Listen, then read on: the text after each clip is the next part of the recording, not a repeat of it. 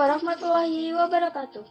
Perkenalkan, nama saya Juwita dari kelas 11 OTKP 1. Kali ini saya akan berpresentasi tentang sistem administrasi kepegawaian.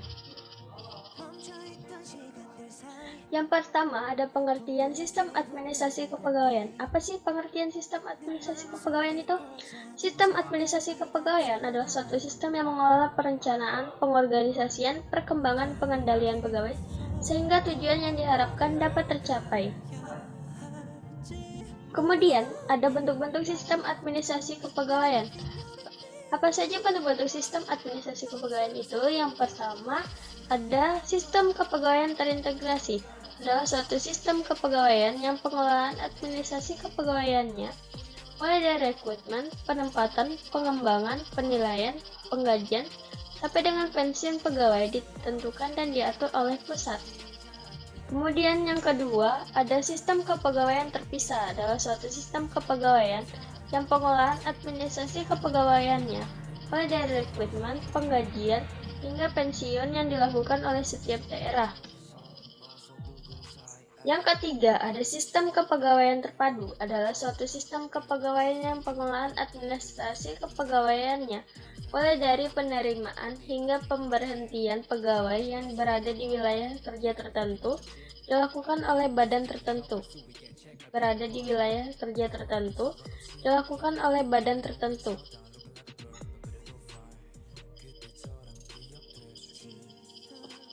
Kemudian ada jenis-jenis pegawai negeri sipil.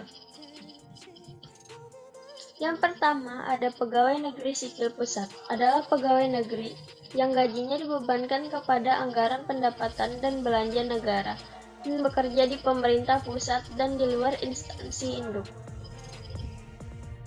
Yang kedua, ada pegawai negeri sipil daerah. Pegawai negeri sipil daerah adalah PNS daerah tingkat provinsi, kabupaten, kota yang gajinya dibebankan kepada anggaran pendapatan dan belanja daerah serta bekerja pada pemerintah daerah. Yang ketiga, ada pegawai negeri sipil lainnya. Pegawai negeri sipil lainnya adalah orang yang bekerja sesuai dengan perundang-undangan yang berlaku. Yang keempat, ada Badan Kepegawaian Negara atau BKN, adalah lembaga pemerintah pusat yang dibentuk untuk melaksanakan tugas pemerintahan dari Presiden, yaitu tugas di bidang administrasi kepegawaian negara sesuai dengan ketentuan perundang-undangan yang berlaku.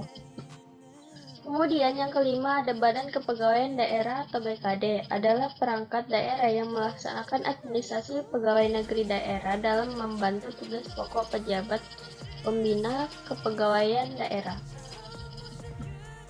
Kemudian ada tujuan administrasi kepegawaian. Apa sih tujuan administrasi kepegawaian? Tujuan administrasi kepegawaian yaitu memperkuat sistem perencanaan dan pengembangan pegawai, mengembangkan sistem manajemen informasi kepegawaian, meningkatkan pembinaan untuk mencapai kesejahteraan pegawai, meningkatkan kinerja pelayan kepegawaian, mewujudkan penataan pegawai sesuai kompetisi jabatan serta syarat jabatan. Kemudian di sini ada ruang lingkup sistem administrasi kepegawaian.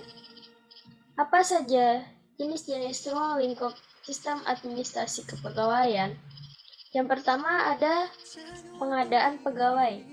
Pengadaan pegawai mencakup segala bentuk atau proses rekrutmen pegawai yang dibutuhkan oleh perusahaan.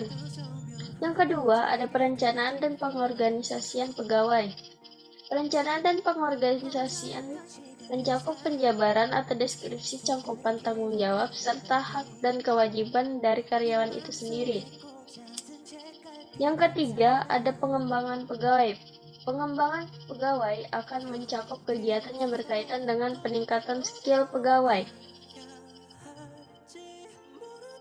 Yang keempat, ada pengarahan dan pengendalian. Pengarahan dan pengendalian mencakup monitoring kinerja pegawai, juga pengarahan supaya tetap on track. Yang kelima, ada jaminan kesejahteraan pegawai. Menciptakan lingkungan kerja dengan baik, memberikan kompensasi sampai dengan jaminan hari tua.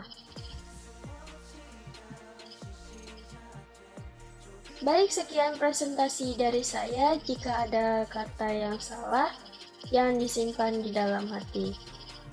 Itu saja yang dapat saya sampaikan. Kurang dan lebihnya mohon maaf. Sekian yang dapat sampaikan. Terima kasih.